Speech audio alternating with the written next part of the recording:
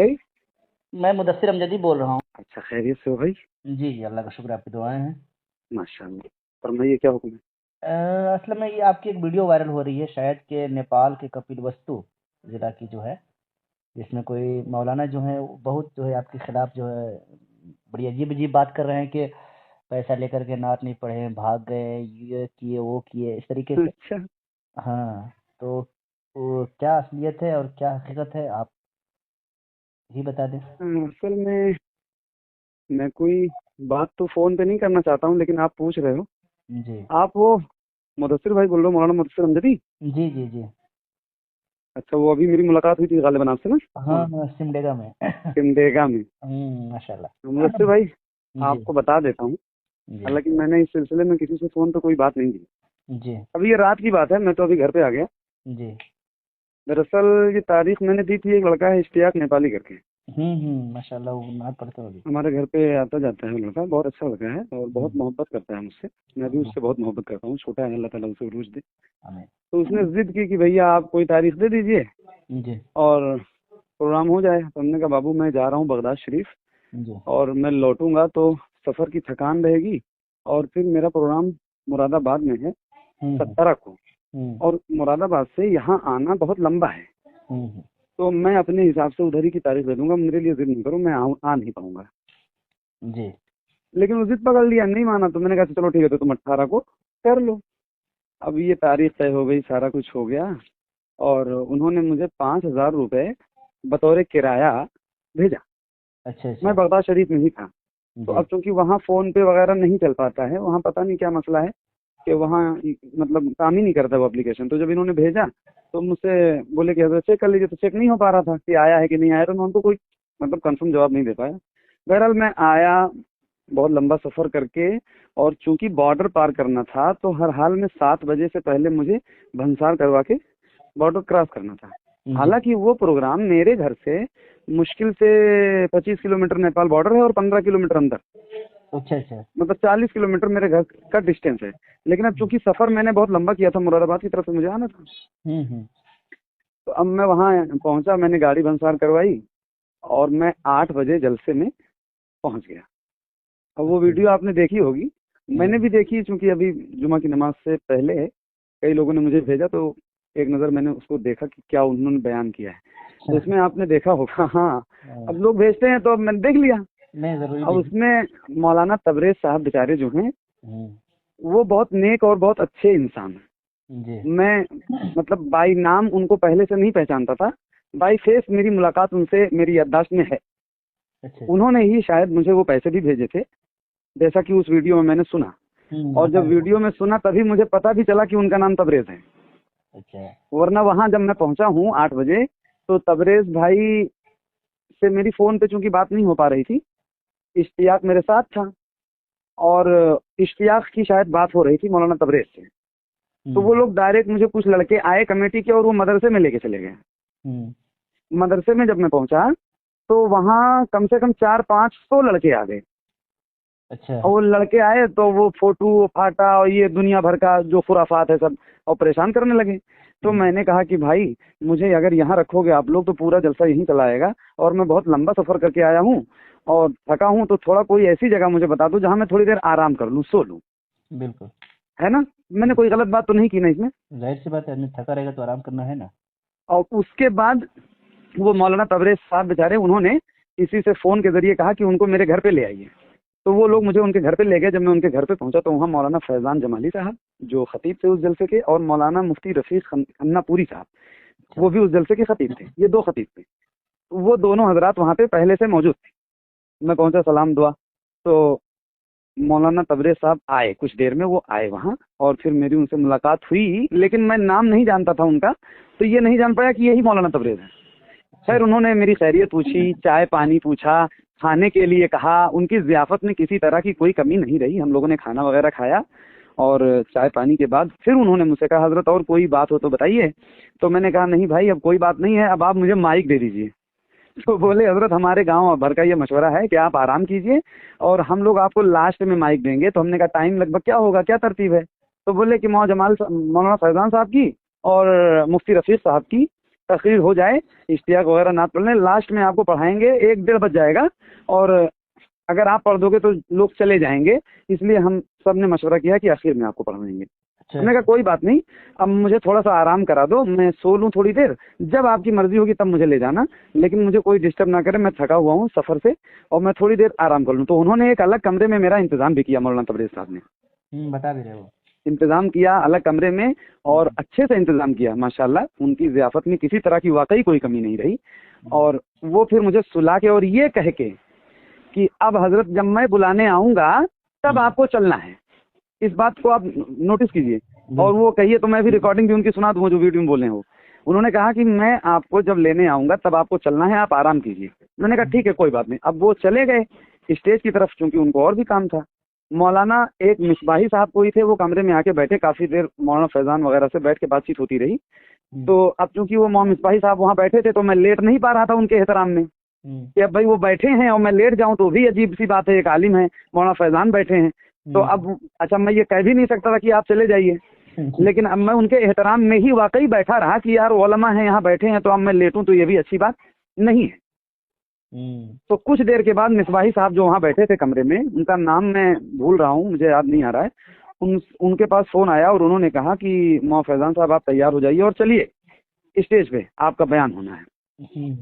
अब मौलाना इश्तियाक साहब मौलाना फैज़ान साहब को तकरीर के लिए जैसे वो लेके गए, हालांकि इश्तियाक नेपाली की नात होनी थी और इश्तियाक ने पढ़ा नहीं था, मतलब इश्तियाक ने भी नहीं पढ़ा था, मौलाना फैज़ान की तकरीर भी बची थी, मुफ्ती रफ़ीक खन्नापुरी की तकरीर भी बची थी, उनके बाद मुझे पढ़ना था। और जैसे उनको वो लेके गए वैसे ही 3-4-5 लड़के आए मेरे पास कमरे में और बोले कि आप तैयार हो जाइए। तो अब जब वो लोग कमरे से चले गए थे मौलाना फैज़ान वगैरह, तो मैं लेट गया था। अब मैंने कहा भाई आप लोग जाओ, अभी जब मेरा टाइम होगा तो मौलाना तबरेज़ साहब आएंगे और जब वो आएंगे तब मैं चलूंगा। उन्होंने मुझसे यही बात कही। खैर वो लोग चले गए, फिर कुछ लोग आए 5-7 मिनट में, उनको भी मैंने वो बात समझा दी। फिर वो लोग चले गए, फिर कुछ लोग आए, बुतुल ए बेटा खामोश हो जाओ, फिर कुछ लोग आए। अब वो लोग जो आए तो उन लोगों से मैंने जब ये बात कही कि भाई मौलाना तबरेज़ साहब ने हमसे कहा है कि हजरत आप आराम कीजिए, जब आपको पढ़ना होगा तो हम ले चलेंगे, तब आप चलिएगा। तो बोले उन लोगों ने कहा कि मौलाना तबरेज़ जिम्मेदार हैं कि हम लोग जिम्मेदार हैं, कमेटी के हम लोग हैं, चंदा हम करें और मौलाना तबरेज़ आपको ले जाएंगे। मौलाना तबरेज़ कौन है? अच्छा तो हमने कहा यार ये एक जलसे के कई मालिक हैं क्या? तो मैंने कहा भाई अभी मौलाना फैज़ान की तकरीर भी नहीं शुरू हुई है, मुफ्ती रफ़ीक साहब की पूरी तकरीर बची हुई है, 2 तकरीरें आपके पास बची हुई हैं, मुझे थोड़ी देर आराम कर लेने दो। मेरी 2 साल पहले तबीयत बहुत ज़्यादा ख़राब हुई थी, तो मैं थोड़ा सा एहतियात करता हूँ, मुझे अपने ए बेटा रुको, बात कर रहा हूँ फ़ोन पे, दौड़ो नहीं। तो मैंने कहा मेरी तबीयत 2 साल पहले ख़राब हुई थी, तो अब उसमें थोड़ा सा मैं एहतियात करता हूँ और अपने हिसाब से थोड़ा सा मैं चाहता हूँ कि मैं आराम कर लूँ, क्योंकि लोग आते हैं सुनने के लिए तो उन लोगों ने जैसे यूट्यूब वगैरह पे सुना हुआ होता है वैसे ही सुनना चाहते हैं। जो मैं थक जाऊँगा 2 ढाई 3 घंटा वहाँ स्टेज पर बैठ के, तो मैं क्या पढ़ूंगा। अच्छा ये बात लगभग 11:15 बजे रात की है और मुझे पढ़ना है कब? 1 बजे। 2 तकरीरें हो जाएंगी उसके बाद, अभी 11:15 बज रहे हैं, इश्तियाक नेपाली खड़े भी नहीं हुए हैं, मौलाना फैज़ान की तकरीर बाकी है, मुफ्ती रफ़ीक की तकरीर बाकी है, उसके बाद मुझे पढ़ना है, आप समझो। तो मैं जब ये बात उनसे मैंने कही कि मुझे थोड़ा सा आराम करने दो, आपके यहाँ के जो आलिम हैं उनसे मेरी बात हो चुकी है ऑलरेडी, और उन्होंने ये कहा मैं आऊँगा बुलाने तब चलना। तो बोले वो कोई जिम्मेदार है क्या? हम लोग कमेटी के हम जिम्मेदार हैं, हम जाएंगे बुलाने के, हम ले जाएंगे अपने हिसाब से कि उनके हिसाब से। तो मैंने कहा ऐसी बात ना करो भाई, ऐसे नहीं बोला जाता है, वो आलिम हैं और आप यहाँ के इमाम होंगे या कोई जिम्मेदार आदमी होंगे, उन्होंने कहा है तो उनकी बात का लिहाज रखो। तो बोले कि अरे तुम लोगों को खाली सोने के लिए और खाने के लिए बुलाया है। अच्छा ये जुमला? हाँ, तुम लोग खाली सोने और खाने के लिए आए हो जलसे में, हमारी चले तो हम किसी आलिम को बुलाएं ही ना तकरीर करने के लिए ना नात पढ़ने के लिए। जितने आलिम आते हैं खाली खाते हैं सोते हैं। उधर एक मौलाना सो रहा है और एक तुम सो रहे हो, मतलब मुफ्ती रफ़ीक साहब उधर सो रहे थे। अच्छा। उनको भी कि उधर एक सो रहा है और एक तुम सो रहे हो, ऐसे। और जितने हैं सब ऐसे ही खाली खाते हैं और सोते हैं जलसे में पहुंच के, इनको कोई मतलब नहीं है। हालांकि होना ये चाहिए कि ईशा के बाद जैसे जलसा शुरू हो तब से लेके जब तक खत्म ना हो तब तक जलसे में स्टेज पर बैठना चाहिए तुम लोगों को, ऐसे मतलब बहुत सख्त लहजे में बदतमीजी के साथ। और भी बहुत सी बातें उसने कही जो मैं नहीं कहना चाहता हूँ। तो ये बात मुझे बुरी लगी कि यार ये मुझे तो कह ही रहा है और उलमा को भी कह रहा है, तो कम से कम मेरा एहतराम नहीं करता, उलमा का तो एहतराम करता। तो मैंने कहा भाई आपकी ये जो बात है ना ये अच्छी नहीं, इस तरह की बात ना करो। तो बोला हमारी चले तो हम जलसा ही ना करवाएं, तुम लोगों को बुलाए ही ना, ये सब पागल हैं कमेटी के लोग और जिद करते हैं, मानते नहीं है कोई बात, मतलब तरह तरह की बात उसने जितनी खुराफात करनी थी उतनी खुराफात की। तो मैं उठा भैया, मेरी गैरत ने गवारा नहीं किया कि अब इतनी सारी बातें यहाँ ये कर रहे हैं बदतमीजी से।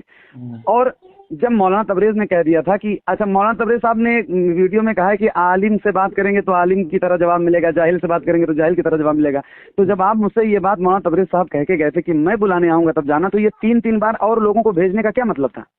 वही तो आप समझो इस बात को। उन्हीं का जवाब दे रहा हूँ मौलाना तबरेज साहब का। उन्होंने खुद ही ये वीडियो में बात कही है कि मैंने मोहम्मद अली कि शायद के मौलाना तबरेज से वो लोग बगैर पूछे आ जाते होंगे, सिर्फ अपनी ऐसा भी हो सकता है, ऐसा भी हो सकता है। लेकिन मौलाना तबरेज साहब के इल्म में अगर ये बात नहीं थी कि वो 3 बार बुलाने गए तो बयान कैसे किया उन्होंने? इसका मतलब उनकी जानकारी में थी ये बात कि वो लोग जा रहे हैं, आ रहे हैं, है ना? तो वो खुद ही कह चुके थे कि मैं जब आऊंगा तब आप चलना, और ये बात वो मुझसे कह चुके थे। तो हम लोग थके रहते हैं, थोड़ा सा आराम अगर कर लेंगे तो मेहनत से अच्छा ही पढ़ेंगे ना भाई।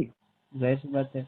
अब ये तो कोई समझ नहीं रहा। तो अब इतनी बात बुरी लगी भाई तो मैं चला आया, क्योंकि उन्होंने फिर उलमा की शान में तौहीन करना शुरू कर दिया ना, तो मुझे बुरा लगा कि उन्होंने सबको उसी में लपेट दिया, तुम सारे मौलवी मौलाना फलां ढिमाका। फिर मैंने गाड़ी उठाई और फिर मैं अपना चलाया एक होटल में, क्योंकि रात बॉर्डर क्रॉस नहीं कर सकता था, तो एक होटल में जाके वहीं अपना आराम से सोया। और सुबह वो फिर बोल रहे कि फोन भी नहीं उठा रहे थे और ये कोई जवाब भी नहीं दे रहे थे, मैं लगाया नहीं, गलत बात। आप बताओ पहले कि मैं फोन क्यों नहीं उठाऊंगा? मेरे फोन में उनका 1-2 बार फोन आया। अब क्योंकि नेटवर्क का मसला रहता है वहाँ पे, तो अब जहाँ जहाँ तक वो बात हो पाती थी, क्योंकि मैं इंडिया का हूँ, बॉर्डर का मामला था, तो एयरटेल वाला सिम जो है नेटवर्क कहीं कहीं पकड़ता था। तो अब जब पकड़े तो उठाऊं, लेकिन बात हो ही ना पाए, ना मेरी बात उनसे हो पाए ना उनकी बात मुझसे हो पाए, क्योंकि नेटवर्क का मसला था। तो जब एयरटेल वाला नेटवर्क कभी कभी पकड़ ले तो आ जाता था फोन, लेकिन फोन उठाने के बाद बात हो नहीं पाती थी। और व्हाट्सएप पे आता था तो कनेक्टिंग लिख के आता था, बात नहीं हो पाती थी कोई क्लियर मुझसे। यही मसला है। अब बताए ना कि अब इसमें मेरी क्या खता है, आप बताइए। ठीक है, ऐसे हालात जब बनेंगे, कोई भी आदमी बदतमीजी करेगा तो अब वहाँ बदतमीजी करने के बाद वहाँ कोई रुकेगा? आप बताओ। कभी नहीं। इस तरीके से जुमले मतलब ये नहीं बोलना चाहिए। और जब वो खुद ही बोल के गए थे कि भाई मैं आऊंगा तब आप जाना, तो फिर तो क्या मतलब? या तो उनको भेजना नहीं चाहिए था, या लोग जा रहे थे बार बार और आपको खबर थी, तो इसका मतलब आपकी रजा थी उसमें। अगर आप चले भी आए तो पहले तहकीक करके तब बोलना चाहिए उनको स्टेज पे। अब ये समझिए कि आपकी तरह ये वीडियो फैल रही है और आपकी मान के चलिए कि इस तरीके से लोग तौहीन भी कर रहे हैं, तरह तरह के कमेंट भी कर रहे हैं, तो अच्छा नहीं लगता है। नहीं, कमेंट वगैरह तो ना मैं पढ़ता हूँ और ना मेरे पास इतना टाइम है, लेकिन है ना? और ये जो इस तरह की चीजें जो लोग फैलाते हैं उनको एक बार कम से कम तहकीक की जरूरत है। जैसे आपने अभी तक ना कोई वीडियो शेयर की होगी जहां तक मुझे उम्मीद है, और ना किसी को भेजा होगा। आपने मुझे फोन किया ना, पूरी तफ्तीश की, मैंने आपको पूरी बात बताई। और मैं फिर ये बात बता रहा हूँ कि मौलाना तबरेज की जियाफत में किसी तरह की कोई कमी नहीं थी वल्लाह। हाँ, वो जब तक थे, कि मैंने वो जब तक थे, ये बात मैं भी कबूल कर रहा हूँ, बता रहा हूँ आपको, वो जब तक थे तब तक किसी तरह की कोई बात नहीं हुई। उनके जाने के बाद ही ये सारे मामला पेश मिल गए। चलिए, ये माशाल्लाह, या तो फिर उन कमेटी वालों में और मौलाना तबरेज में कुछ ऐसा आपसी रंजिश हो जिसकी वजह से उन लोगों ने ऐसा किया हो। वल्लाहु अलम बिस्सवाब। मतलब कयास कर रहा हूँ मैं, बाकी मैं कोई मेरी कोई तहकीक नहीं लाना चाहिए इसको, क्योंकि अभी आए दिन स्टेज के जो है क्लिप्स वायरल हो रहे हैं। अच्छा माहौल बिल्कुल नहीं बन पा रहा है, समझ रहे हैं? हम लोग चाहते हैं कि नहीं। आप बताइए, आप मुफ्ती साहब, अमजदी साहब, मुदस्सिर भाई, कि अब इस तरह के हालात अगर आपके साथ पेश आएंगे तो आप क्या करेंगे? आप बताइए। कोई आपके सामने उलमा को कहेगा और ऐसे कहेगा तुम लोग खाने सोने आते हो, तो इस तरह की चीजें आएंगी तो क्या करेंगे आप? ये दर्द कुछ तो जमीर जिंदा है ना भाई। थक के मर के सफर करके पहुंचो और उसके बाद ऐसी इस तरह की बातें कोई करेगा? और मौलाना तबरेज साहब कह रहे हैं कि आलिम से बात करेंगे तो आलिमाना जवाब मिलेगा, जाहिल से बात करेंगे तो जाहिल। तो मैं बात करने तो गया नहीं था उन लोगों से, वो लोग बार बार खुद ही तो आ रहे थे। बिल्कुल। और मैंने अपनी बात ही रखी थी कि मुझे अभी मत ले जाओ, मौलाना तबरेज साहब जब आएंगे तब चलूंगा मैं। उन्होंने कहा कि मैं, ये भी है मोहम्मद अली भाई कि आपने कभी किसी को फोन भी नहीं किया कि मुझे प्रोग्राम दो, और फिर प्रोग्राम बुला कर किस तरीके से जलील करना हमको अच्छा नहीं लगता है।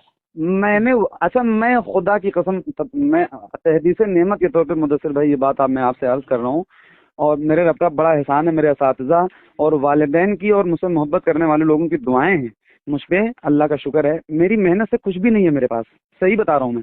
बिल्कुल। और प्रोग्राम की जहां तक बात है ना, अगर सही मानों में प्रोग्राम ही खाली प्रोग्राम ही खाली प्रोग्राम ही खाली प्रोग्राम ही अगर करना हो तो रमजान में भी प्रोग्राम हो जाएंगे। लोग खाली फोन करके ये कहते हैं ना कि कोई भी तारीख दे दीजिए, लेकिन अब ये लोग पता नहीं जैसे जलसे में बुला के एहसान करते हैं। अच्छा, वहां मैंने उनको तारीख दी थी तो पहले मना किया था कि मत बुलाओ, मुझे बहुत लंबा सफर करके आना है, रहने दो, लेकिन वो जिद कर गए कि नहीं आप तारीख दीजिए भैया, तारीख दीजिए, तारीख आप दीजिए। शायद बगदाद, हाँ, मैं बगदाद शरीफ गया हुआ था। वहां से डायरेक्ट आए नहीं उसी प्रोग्राम पे? नहीं, मुरादाबाद होते हुए आया। अच्छा, मुरादाबाद होते हुए है ना। फिर भी एक लंबी मुसाफत है। हाँ, 600-650 किलोमीटर का सफर करके आया बाई कार। बताइए। और उसके बाद ऐसी सूरत हाल पैदा हो जाए तो फिर क्या होगा, आप बताओ। खैर, ये रिकॉर्डिंग में कर लिया हूँ ये सारी बातें, अगर आप चाहें तो मैं शेयर कर दूं। बिल्कुल, आपकी मर्जी है, जैसा आप चाहें, आप मेरे भाई, कोई ऐसी बात नहीं। इसीलिए मैं फोन किया था कि लोग जो है मतलब ये कि जो बदगुमानियां अपनी दिलों में। अच्छा, आपसे भी मेरी मुलाकात हुई है, आप बताओ मैं कितना मगरूर हूँ और कितना बदअखलाक हूँ, आप बताइए। अरे नहीं यार, जो करीब से जानेगा वो न जानेगा। आप भी दुनिया देखते हैं, लोगों में जाते हैं, उठते बैठते हैं, कम से कम कुछ तो चेहरा शनास होंगे आप। बिल्कुल, कुछ तो पहचाना होगा ना। मेरा दर्द था, मुझे तकलीफ हुई भाई, तो मैं आया वहां से, वरना मैं अगर मुझे नहीं पढ़ना होता तो मैं भंसार क्यों करवाता, नेपाल में जाता क्यों, पहले ही मना कर देता, नहीं जाता। वहाँ इतनी कुर्बानियां देके गया क्यों? 25,000 रुपए लिए। झूठ बोल रहे हैं वो, उन्होंने मुझे 5,000 रुपए भेजे थे बतौर किराया। क्या और कोई बात नहीं।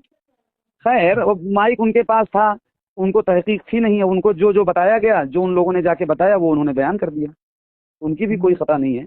लेकिन यह है कि मोतबरे साहब को थोड़ा सा एहतियात करना चाहिए था, एक बार मुझसे पूछ लेते, फिर बाद में वो वीडियो बना के डाल देते, ऑडियो डाल देते, वजाहती बयान कर देते। लेकिन अब क्योंकि उनको भी जवाब देना था, वो भी बेचारे जिम्मेदार आदमी थे, उनकी भी कोई खता नहीं है। शायद की रिकॉर्डिंग पहुंच जाए वहां तक। नहीं, पहुंच भी जाएगी तो अच्छी बात है, और नहीं भी पहुंचेगी तो कोई मसला नहीं है। जो बात सच्ची थी वो मैंने बता दी। अब बेला वजह मैं वहां से चला आया तो मौलाना तबरेज को गलत कहना, इल्जाम उन पे लगाना, ये गलत है ना। जिसने मेरे साथ अच्छा किया उसको अच्छा ही कहूंगा। और अगर उन लोगों ने ये नहीं कहा होता ना कि वो कौन है, हम लोग कमेटी के हैं, हम लोगों ने बुलाया है, आप उनके कहने पे क्यों जाएंगे, जब हम कहेंगे तब ले जाएंगे, तो ये सब चीजें मुझे लग रही थी कि यार जिस बंदे ने मुझे इतनी मोहब्बत से बुलाया उसी को ये लोग उल्टा सीधा कह रहे हैं।